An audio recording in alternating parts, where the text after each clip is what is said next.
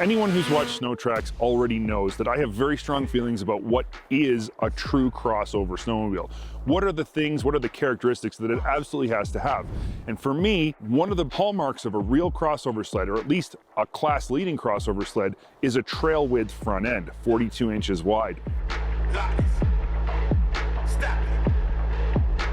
The Riot is Arctic Cat's new crossover sled. It's a 146. It's based on the Catalyst platform, but it has a 38 to 40 inch wide adjustable front end.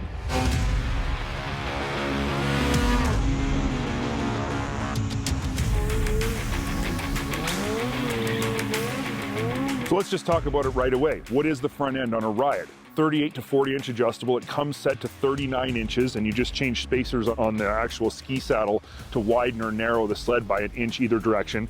It uses the trail spindle, but uses mountain arms. So it is a kind of a cross between a trail and a mountain front end.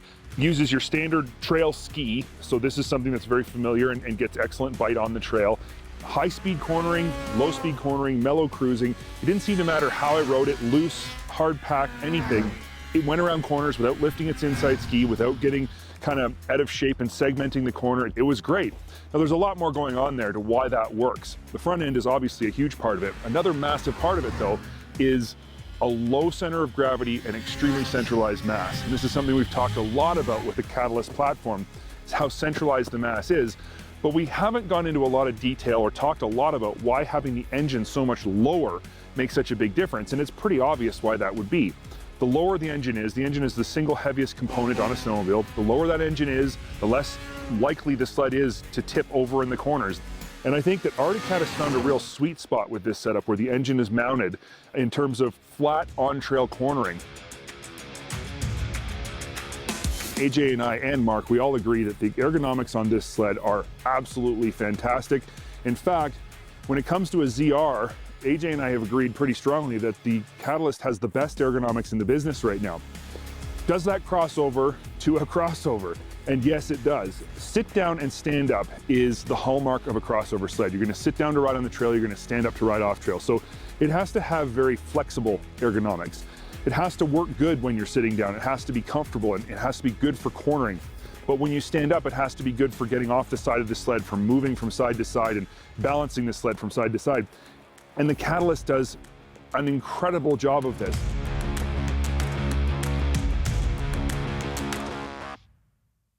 If there's one area of a crossover sled that I will not make any compromises on, it's the rear end. Arctic Cat has developed this skid frame, which they call the Cross Action. This is an excellent skid frame for on and off trail riding. We've ridden today in some of the deepest conditions I've ever ridden in on the flatlands. We're talking 3 and 4 feet of fresh snow. And this skid frame absolutely worked great. Wrapping around this skid frame is a cyclone track. It's a 1.75 lug, but you can get a 1.6 Cobra if you want.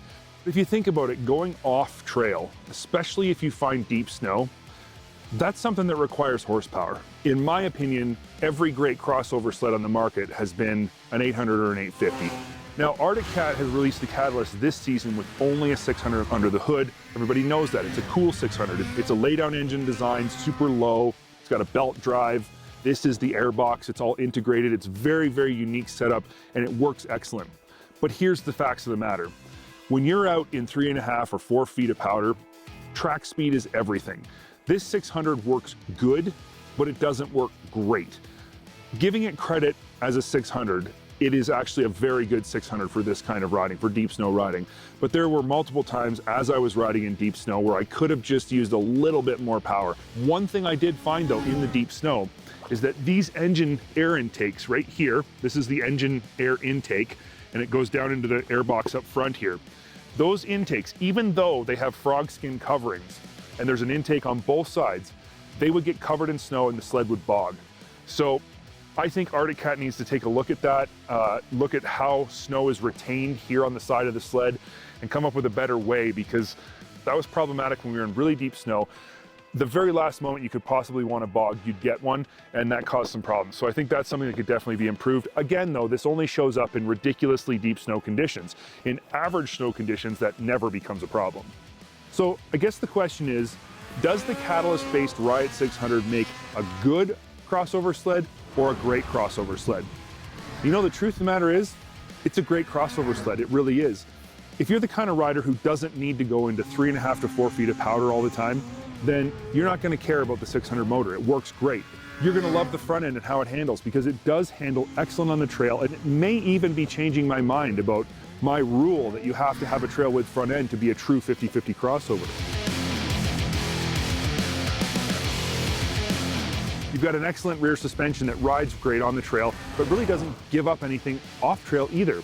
Overall, this is a fantastic crossover snowmobile, and one that I would highly recommend to anybody who doesn't have to have an 850.